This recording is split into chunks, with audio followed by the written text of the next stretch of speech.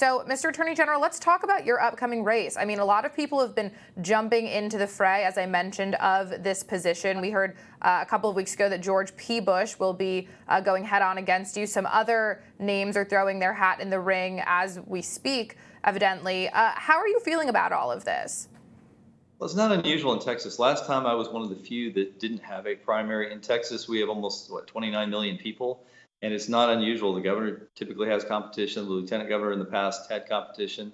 The comptroller has had competition in the past. It's not unusual for us to have contested elections. We are a free country, and among 29 million people, I'm not surprised that some people want my job, especially I think since we've done such a good job highlighting what this job can mean for the state, for the entire country.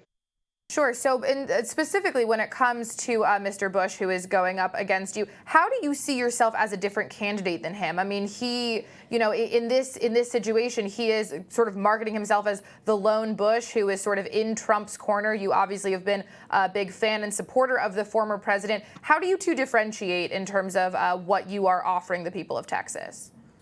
I think he's going to try to seem like he's more like me, but I think we are very, very different, almost in every way. One is, I don't think he was legitimately a Trump supporter. I think his family has not supported Trump.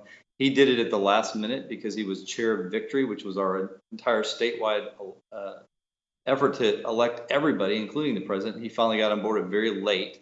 I think the way we've managed our offices is very different. I don't think he's done a very good job managing his land office. He's had difficulties dealing with the Alamo. He's had difficulties getting money with from disaster relief to the right places.